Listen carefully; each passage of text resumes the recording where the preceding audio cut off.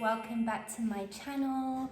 I thought I would do something today that I have not done in a long time, and that is a tag that has been going around the tarot community, and this one I believe was created by Marlene. I'll put her channel in the description below, and the tarot tag, as you will know already, is called tarotextremes, and so many people I follow have already jumped on this, and there has been some great videos.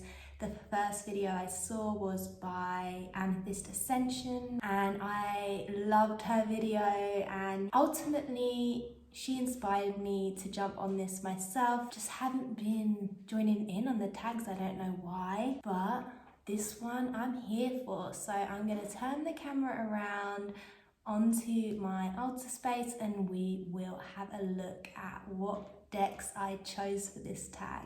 Okay, sat here next to a big pile of decks and I'm ready to go. So the first category is Minimalist versus Maximalist. My Minimalist deck is this. It was actually my first ever tarot deck. It's not the actual same copy. I bought this again for nostalgic reasons after I'd kind of lent it to a friend and never got it back. It's so tiny, you can see, like, in comparison to like a normal deck, it's like half the size pretty much.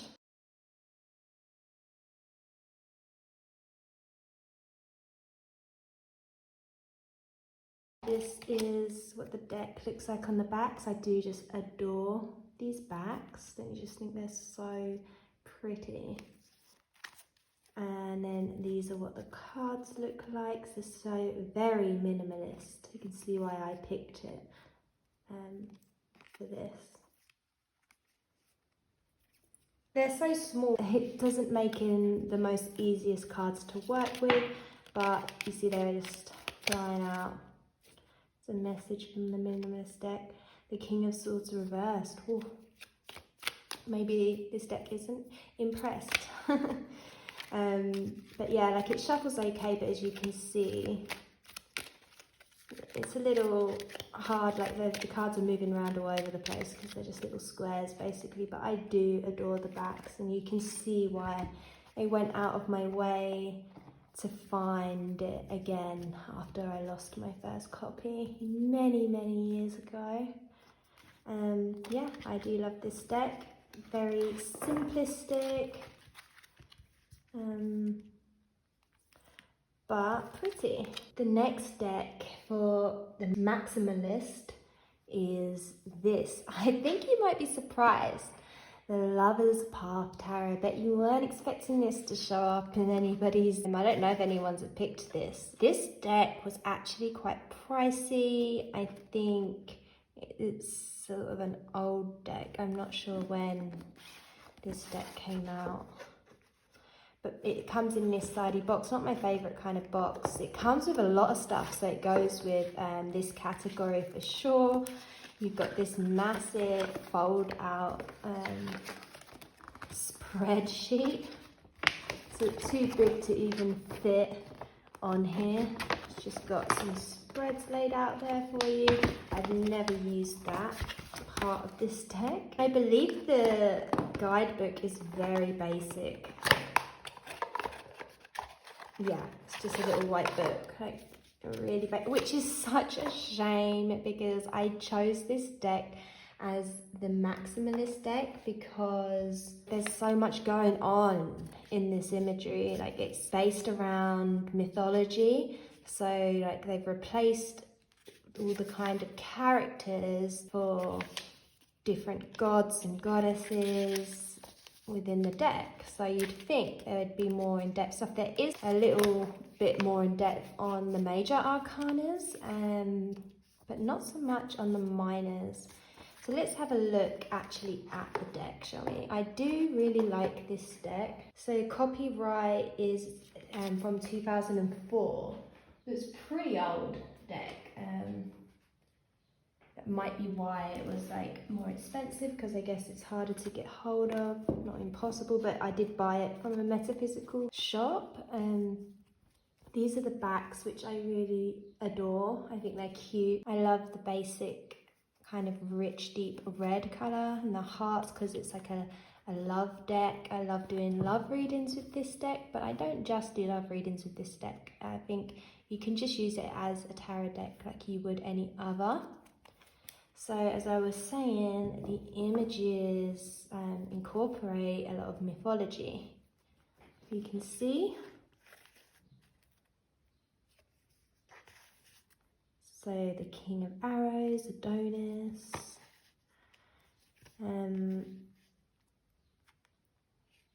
Merlin as the Magician. See, they've changed the names in the Major Arcana as well. You'll notice as we flip through.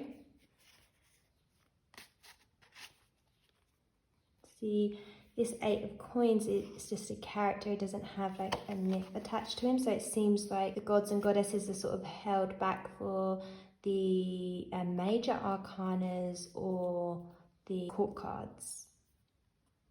So we have like Arthur there as the Emperor, but the Emperor's called Power.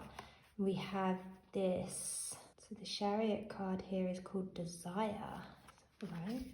Just giving the book a glimpse, this love story here told between these guys is about desire and about how this was his brother's bride or something, but they fell in love with each other, and he knew that he was being pulled so strong by his desire, which I guess does line up with the Chariot card.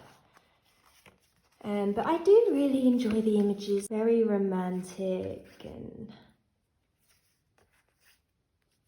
and it also like gets, like, I don't know too much about mythology, like I know bare bones, Zeus of course. I can pull a card that will have a god or goddess on and their story, and I can read briefly about it in this guidebook, and that's why I do just wish the guidebook was more in depth, because like with a deck like this, god, you could really go crazy. But this is my maximalist deck because there's so much going on. Also, you can learn a lot about love connections and relationships within mythology. I haven't worked too much with this deck, so I really haven't dived into it. I've been reading a few mythology inspired novels recently, so I have been more pulled between learning more about these stories. So yeah, I think I might then be using this deck a bit more. I do often pull it out for love readings.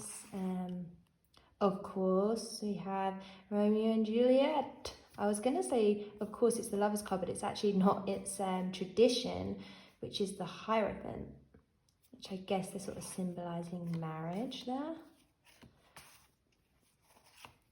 And the deck is quite big, like it's a bit wider, probably the same length as your average tarot deck, but it's a bit wider. But I don't have any problems really shuffling it. It's not the most comfortable shuffle, but it's definitely fine. Seven of Arrows. So the arrows are, I believe, the swords. Let me just make sure that's right. Yeah, because you have staffs as wands. Makes sense? Cool. Yeah, so Lover's Path Tarot. So the next category is daytime versus nighttime. So my daytime deck was the Light Seers, and I have seen this show up in other people's videos. I don't really need to say much about this because I feel like there is so much information out there on this deck, and just as most people, I really love this deck. I think it's a really great size for shuffling. This isn't the limited edition. This is just the one by Hay House, I believe. Yeah, Hay House. So the mass manufactured one, which I actually like because I've seen the limited edition ones, and even though they're super pretty, the cards look a bit thick for me. They have a better box, but I prefer the cardstock of this. It's nice and like thin. And this is my daytime deck because it sort of brings you back to that day-to-day life. It's like very sort of realistic. The people in here are sort of people you see in real life, that you recognize out in the world today. It's not too out there. This is a realistic kind of family. It's not like a royal family. It's a guy that could just be out selling smoothies at the beach, and you know, that looks a lot like my best friend. And my best friend always says this card from this deck reminds her of me, the Page of Wands. It's kind of the deck you want to like do a reading for your bestie with. It's just chill, daytime energy.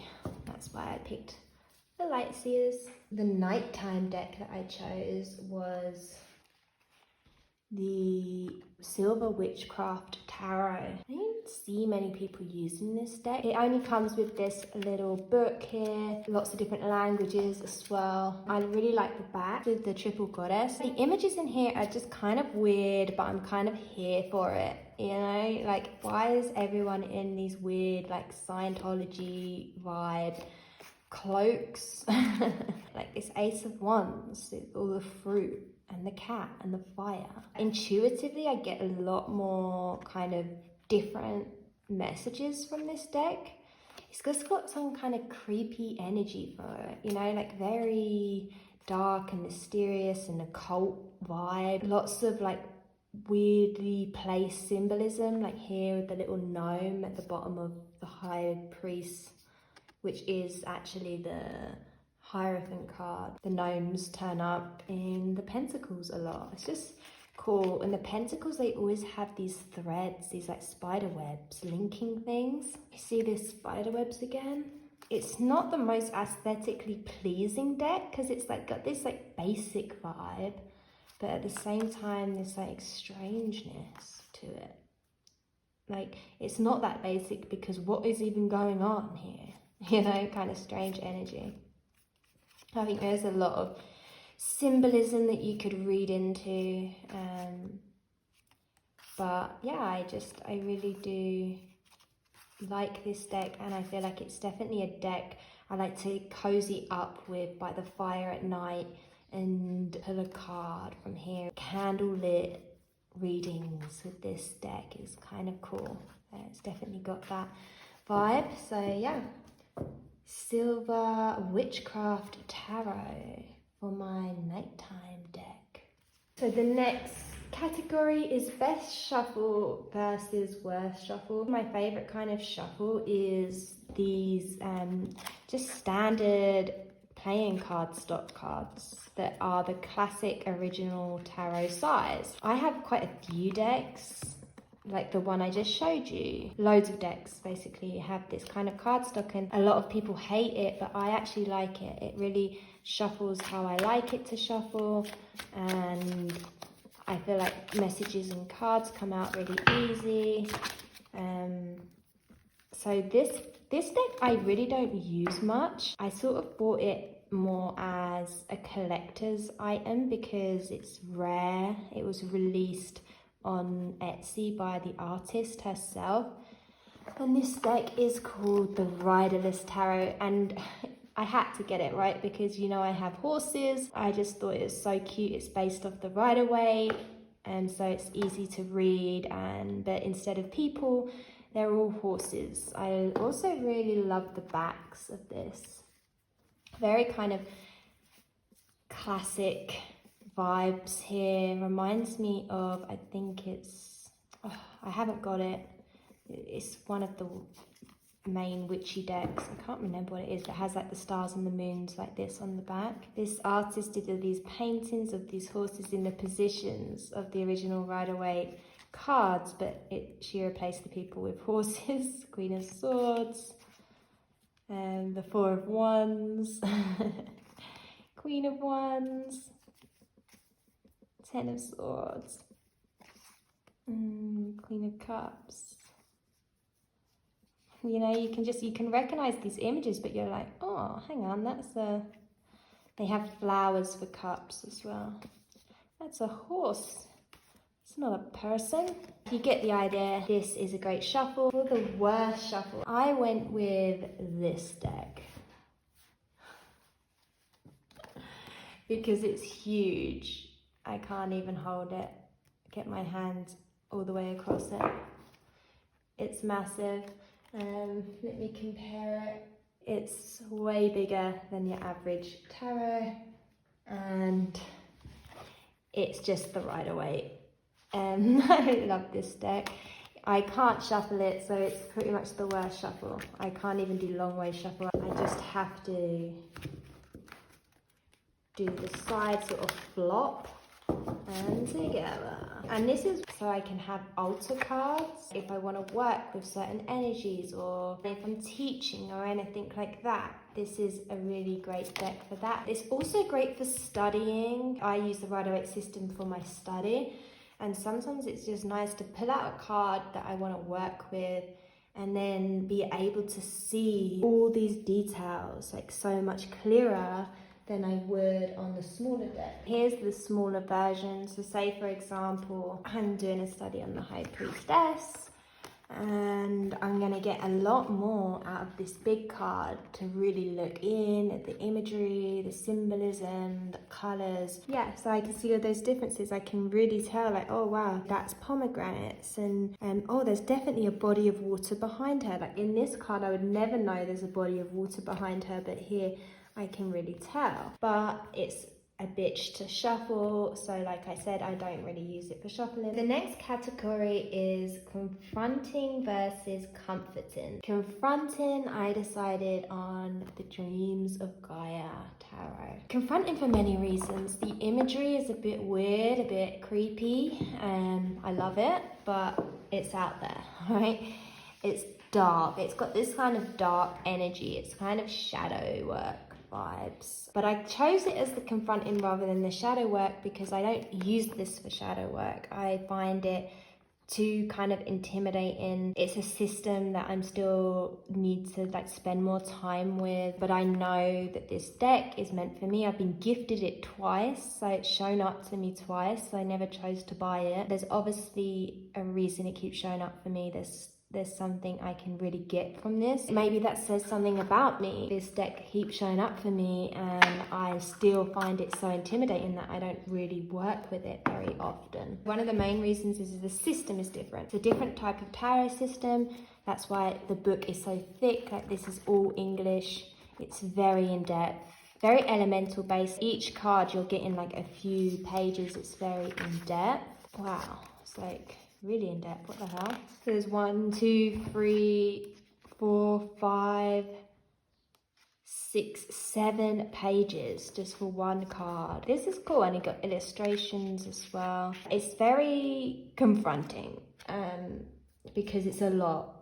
It's not what I'm used to. I'm used to sort of intuitive reading, barely using the book. That's why I find this deck confronting. And I also know how much it's trying to come into my life. It's trying to work with me because it's been gifted to me twice. So I have 2 copies of this deck, but it's a cool deck. It's gold at the sides. It's got really cool imagery. Kind of gives me like alien vibes as well. They've changed some of the names, like the Empress is called the Mother. Very alien energy, which is interesting. Like I definitely want to work with this deck more and get to understand its system more and sort of step out of my comfort zone, which is intuitive reading, and the system that I know and understand, which is the Rider-Waite. So this system is different.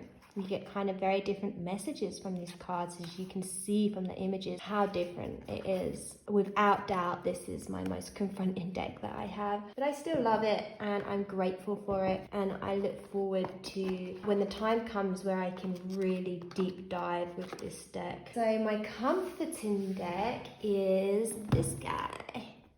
Really big box, huge box. I don't know why, because the deck's really small. At the moment, this is my bedside deck. So I put it in the morning for just a card, or in the day like, oh, what kind of messages do you have for me, Spirit, on this? It's another one of those sort of card stocks that I find really easy to shuffle. I love it. At the moment, I'm using it a lot. And I find it very comforting because, you know, I'm very connected with dragon energy. I have active dragon guides that I work with quite often. I love this deck. I just think it's really lovely and makes me smile, and I just love that every card has a dragon in it, and that's just how I wish life could be. I just wish we had dragons here, like in the physical. I love working with my dragon guides so much, so when I see this deck and I work with this deck, it makes me feel even more connected with them. Dreamy, you know, all those good feelings. A very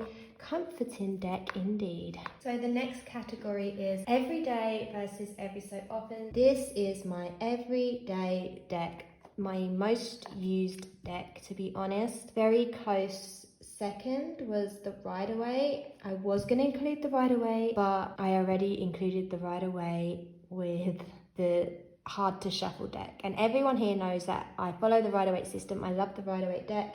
I love this deck of the Rider-Waite as well. I have 3 different copies of it. I don't need to keep going on about that, but let's get back to talking about the Crystal Visions, because this is my everyday deck. My favorite deck, other than the Rider-Waite. Shh, joking. I love this deck.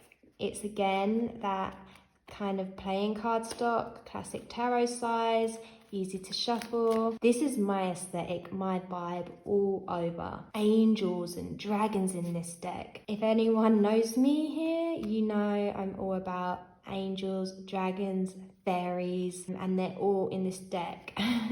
I just love it. I feel like the colors are awesome. There's horses, I'm all about that too. There's lots of horses in this deck, not just in the night cards. And it's just so magical, and it just reminds me of like a fantasy romance novel. I just freaking love fantasy romance novels so much, so you can see why I'm jiving with this. I want to get to one where we have a dragon. Like, I feel like I've said there's a dragon. Oh, it's so cute. The Angel, guys, that's so romance novel. That vibe of that King of Swords. Oh yeah. Oh, I love it. And I just love the aces in this. I love how they've got roses in a lot of the swords here. You get like ravens and roses on the swords, and you get lotus, are they called lotus flowers, I think? And ponds and lakes in the cups, and you get tigers and dragons in the wands. Like there's a tiger there, not tiger, sorry, lions. A lot of crystals in the pentacles, which makes sense because we work with crystals in the physical. Oh, there's another beautiful dragon. There's not dragons on every card, but there's quite a few, and in the fire element, which is one I'm very connected with, but they show up now and again. You'll see another dragon there in the wand suits, and it's not like really predictable dragons in every wands card or crystals in every single pentacles card.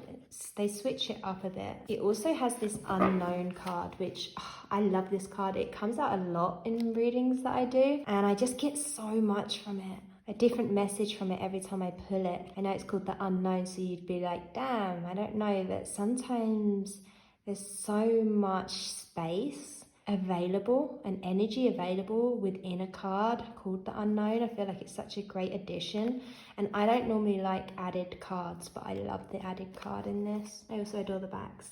That is Crystal Visions, and that is definitely, without a doubt, my everyday deck. My every so often deck is, like every so often as in I hardly ever use this deck. The Ostara Tarot. I'm not a lover of this deck, and it's, do you know what it is? It's because there's 4 different illustrators on it, and normally I would like that whole, you know, but it makes me not connect with the deck, right? Like, it feels too disjointed. The artwork is too different for me, but I got this deck because I loved interpretations of the cards so much, and I also loved the aesthetic. And the artist that I love is the one who produced this sort of imagery that's on the cover. So I was sort of drawn in by that, and I love the box, and it's so beautifully made, and the book is beautiful. But I feel like the art style just varies too much for me to enjoy it. It's got these beautiful silver edges. And another reason I got it is because I love the backs. I love the backs so much. It's kind of that shiny material though, so to be honest, it's not bad to shuffle. For a shiny deck, it doesn't really stick too much. I guess it sticks a tiny bit. It's not too bad at all for a shiny deck. I just love this color and the image on the back here so much. It's such a pretty deck aesthetically from like this side. I just don't resonate as much with the inside of the images. Like for example, I love that style, but then you get these more like abstract-y styles. It feels like such a different deck to that. Like this looks like it belongs here. I enjoy working with this deck sometimes. So that's why I've got it as my every so often, because it's so pretty. I will put it out sometimes, but then I just never keep it out for too long. So it's never become like something I've worked with for long periods of times, like I would the Crystal Vision. The next category is overrated versus underrated. First, I'll start with my overrated deck. I don't want to dig on a deck or anything because I still love this deck and I wouldn't keep a deck if I didn't love it. To a certain point, actually, I do have some decks I don't love. But this deck is overrated because I just remember when it came out and I was like, oh my god, it's so pretty. And it is so pretty. My favourite part about this deck is the backs. Love the green mixed with the lilac. It's a pretty good deck to shuffle. It's a nice size. It's a bit bigger than your average tarot. I just feel like the images, I guess they're just quite washed out. They do have this gold gilding, which is really pretty. And what I'm saying is that I love this deck. Don't get me wrong. I think the images are amazing. The artist, Matt, has done such a good job with this deck. But it's just, I don't know, like quite washed out, and I just haven't connected with it really deeply. I'd never give it up, don't get me wrong, but I'm never really drawn to it because the images, I just feel, I don't know, my intuition isn't screaming messages from them. I just don't connect with it that well. And I think it's overrated because it's kind of washed out in a way. Some of the cards really stand out, like that Chariot one and that Moon one, like that. It's amazing. And I feel like the hype is more about the gold gilding rather than, like the gold foiling, sorry, rather than the actual deck. And I do love the backs though. But yeah, I do think that this Ethereal Visions is kind of overrated, and I'm sorry, I feel bad for saying it, and I know that a lot of people wouldn't agree with me. The underrated deck I chose is that, I don't know really if this is underrated, but I just imagine it is. It's a Hay House published deck by Radley Valentine, who probably has like tens to hundreds of decks out and books out. He's an angel reader who's been around like longer than I've been alive, and he has a lot of decks, and he also worked a lot in the past with Dorian Virtue. Oh no. Although, like, I don't have anything against Dorian Virtue, she has some great decks, but this deck is his newest deck that came out recently. And when angels were calling to me last year, I bought two, at the start of this year, sorry, I bought two angel decks. So this is probably my newest tarot deck, and I just think it's so awesome. It gives you like really kind of different messages right on the card, because I'm not someone who will automatically go to the guidebook. I just like to intuitively read like 95% of the time, and then sometimes I'll go to a book, but I mostly read intuitively. But this one kind of encourages me to take a different message from outside my normal realm of intuitive reading, and because the message is right on the card, like this 7 of Wands, stand up for yourself and your beliefs, have confidence, challenge those in power, but also choose your battles wisely. Look at that image, it's so funny. I feel like some of the images are kind of funny, and it's interesting because you'd think there'd be angels on every card, but there's not. All the major arcanas are angels, not the minors. This is the ego card, and that's the devil card, so that's an interesting approach. So some of the names are changed, and I think there's also a few extra cards in here, but it's got a really chunky guidebook. For a little guidebook, it's pretty chunky. You're still getting quite a lot from the book, and you're getting a little phrase on the card, which encourages you to, for me anyway, to read differently. It's got that kind of rose petal, you can hear it, cardstock, and the backs are kind of cool. I like the backs a lot, actually. I do shuffle it this way, but it is a little bit on the big side. It's kind of that classic oracle card size, but people with really small hands might struggle. I don't have huge hands, but I have long fingers, but sometimes I shuffle it this way too. It's a nice shuffle. It doesn't stick together or anything. This is definitely my underrated deck. I think if you like angel energy, but you thought, oh, I don't want to pick up a Radley Valentine, it's very mainstream. I think if you're gonna get a Radley Valentine in a mainstream deck, I would recommend this one if you like angels. Anyway, okay, last category. Wow, this is a long video. So the last category is light work versus shadow work. Let's start with light work. I chose this deck. This is Spirit Animal Tarot. I love this deck, to be honest. Kind of childish, but in a great way. I really like the book. Coloured book. Not too in-depth, like a page on each card, but it gives you like a simple message, keynotes, its traditional name obviously, and then like it kind of relates the card to an animal that the card's based on. It's kind of good to look at the tarot through the eyes of an animal's journey. Basically every card is represented by a different animal, and I love animals, so I really like this, and I like that it's a different animal for every card. Cardstock's pretty nice. I do actually love the backs. I didn't show the backs. I love the backs. They're so pretty. Here we have the Nurturer of Fossils. So that's the Nurturer is the Queen, and Fossils is the Pentacles. So they've changed the names a bit, like the Cups of the Shells. The Seeker is the Knights, I believe, if I remember rightly. Moth, Omen of Death. Obviously the Death card. The Guardian is the Kings, and the Seer is the Page. I like the way they've named these. I feel like it works better for the animals. So this is Bull, the Keeper of the Sacred Tradition, and that's the Hierophant card, number 5. Oh, of course, we have the Cat, Knower of Secrets, and that is the High Priestess. So cute. I love it. You can see why this is a really light work kind of energy, and I feel like it's quite light-hearted approach to a tarot reading. Last deck is the shadow work deck, and I chose this one, and this is the Sassorabito Tarot.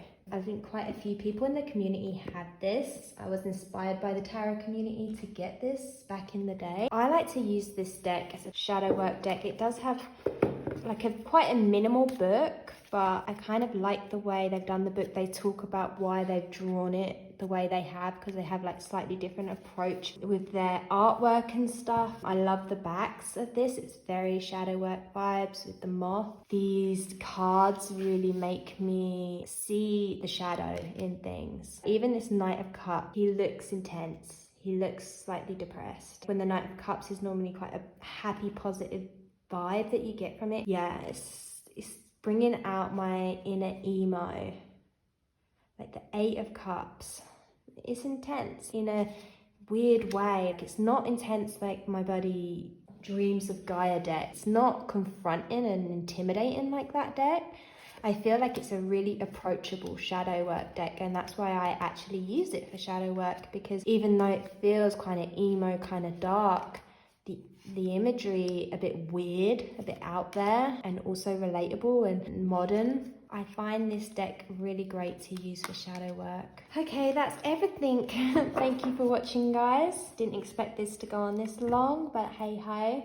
Get me talking about decks and I can't stop. Thank you for watching, and don't forget to subscribe. Have a great day. Love and blessings. Bye.